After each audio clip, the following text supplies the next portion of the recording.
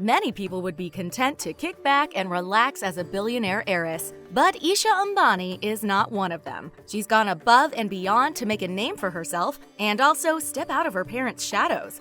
Today, we're going to be talking about Isha's fabulous life and how she got to be where she is today. Now let's dive into the extravagance of Isha Ambani. Before we learn about how Isha Ambani came to become the woman she is today, let's talk about where she came from. Isha is the daughter of Mukesh and Nita Ambani, who are some of the richest people on the planet. Just how much spending money do these two have to work with? There are many wealthy and powerful people in the world, and Mukesh Ambani is one of the most prominent among them. For over a decade, he's been listed as one of the richest people by Forbes magazine, and on their list of the most powerful people, he's the only Indian businessman to earn a mention. As of July 2018, his net worth was estimated to be about $44.3 billion. And he's considered to be the wealthiest person in the entire world who does not reside in either North America or Europe.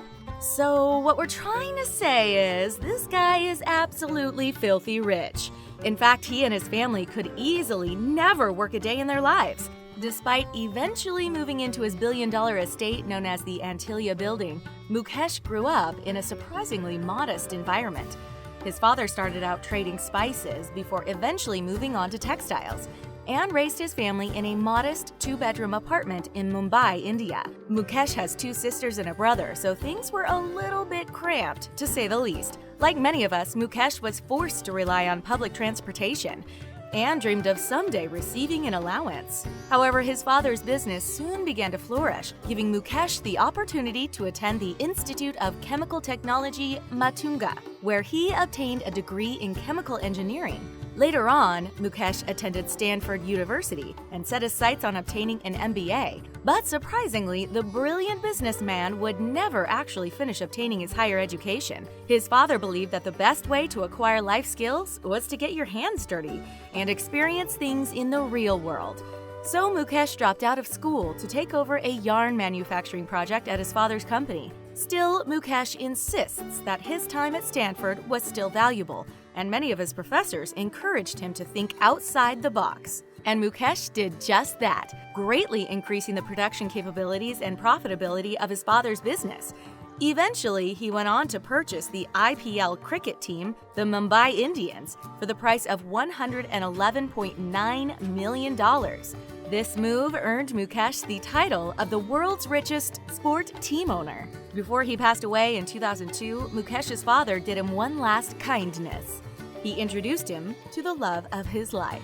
His father met Nita during a dance performance and knew she would be a perfect match for his son, Mukesh. However, the two had some issues early in their courtship. With Mukesh as a bustling businessman and Nita a schoolteacher, the two struggled to find time with one another. It took Nita some time to adjust to Mukesh's flashy lifestyle, and she often insisted they travel by bus instead of driving in his extravagant Mercedes. Even after they were finally married, Mukesh supported the fact that Nita did not want to give up her teaching career. Eventually, Mukesh and Nita moved into the 27-story Antilia Building, which is considered the world's most expensive residential property, following right behind Buckingham Palace. Just the keep-up on his place alone requires a staff of 600 people to take care of the 160-car garage, 3 helipads, private movie theater, swimming pool, and more.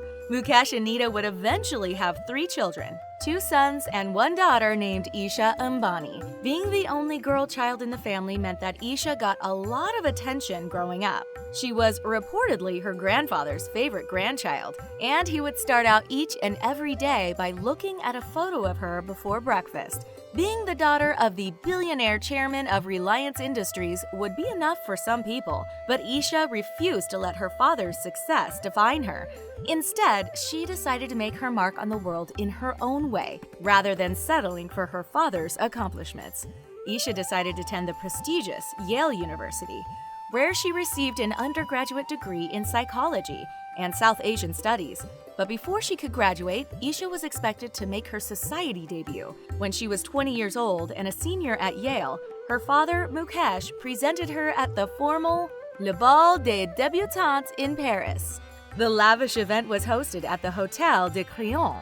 the definition of a luxury hotel, which has hosted the event for decades. While Isha had plenty to do in order to prepare for the ball, her father had some things to take care of as well. In order to present his beloved daughter properly, Mukesh took some ballroom dancing and etiquette classes before the event. Mukesh had long mastered the art of business, but presenting his daughter at a formal ball was something else entirely, and he wanted to make sure everything was perfect for Isha. Mukesh and his wife Nita escorted Isha to the Place de la Concorde to attend the event. Each year, the proceeds from the Le Bal des Débutantes goes to a different charity, and this particular year, it would benefit the Children in Asia charity, which helps children in Southeast Asia.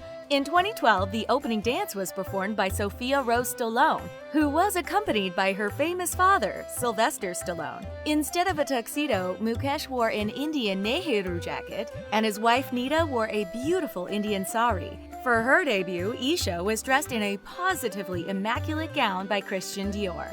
But making appearances at glamorous parties wasn't all Isha did prior to graduating from Yale. While home on a holiday break, Isha spoke with her father about the importance of broadband internet. She managed to convince Mukesh that without it, India would be left behind in the dust. According to Mukesh, Isha's ideas were what inspired him to launch Jio Infocom Limited, more commonly referred to as Jio, which has its own 4G smartphone brand named Life. Since its launch, Jio has maintained a top 5 spot in India's telecommunication services.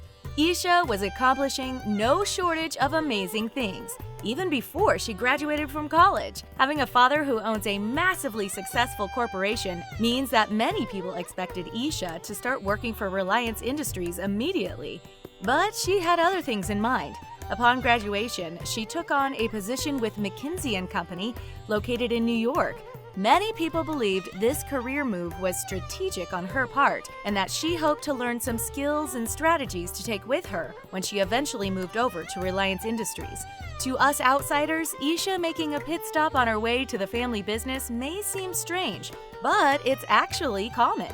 Many heirs and heiresses take on other prominent positions before ultimately joining the family business. After all, it's a great way to learn new ideas and ways of thinking that can be brought into the existing business. And among such positions, consulting is a popular option since it gives employees exposure to things like day-to-day operations, finance, strategy, and more.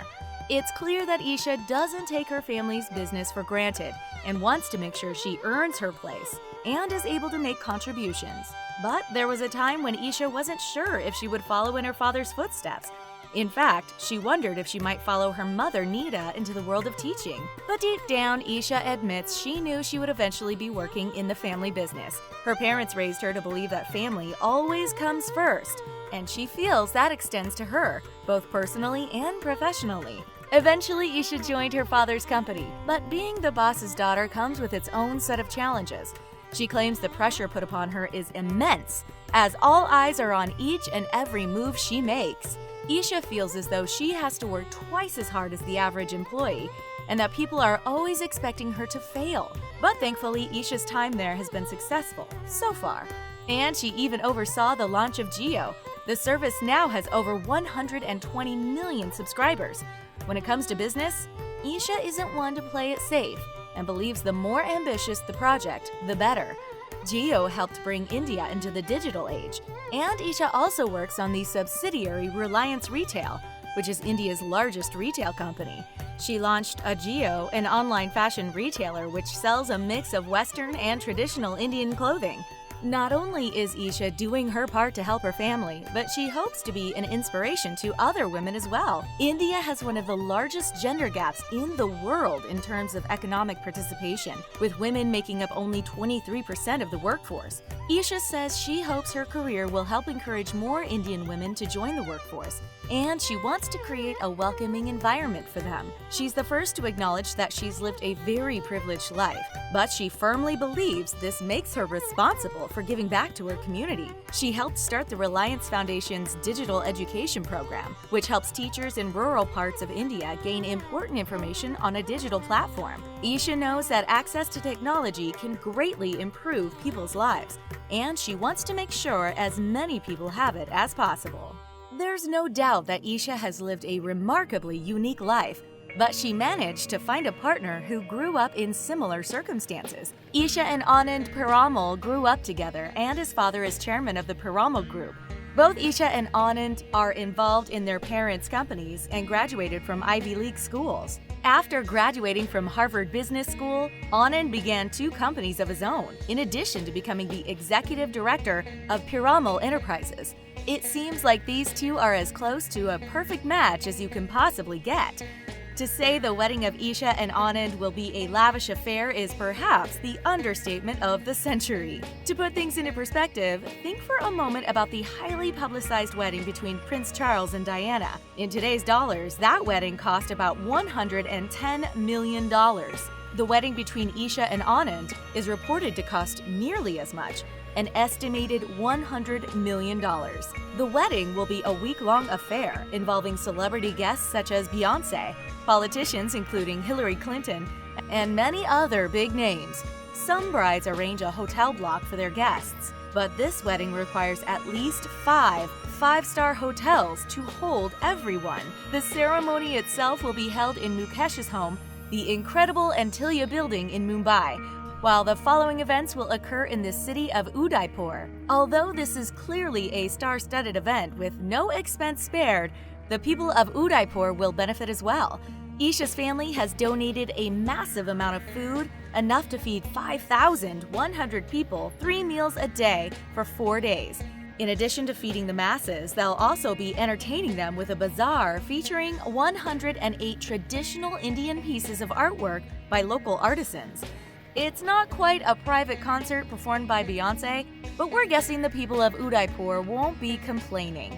What do you think about the exciting life of Isha Ambani? Is she just another wealthy heiress, or are you impressed by what she's accomplished so far? Share your thoughts with us in the comment section, and then click on the subscribe button to get access to the latest videos from us here at The Taco. Thanks for watching. We'll see you again next time.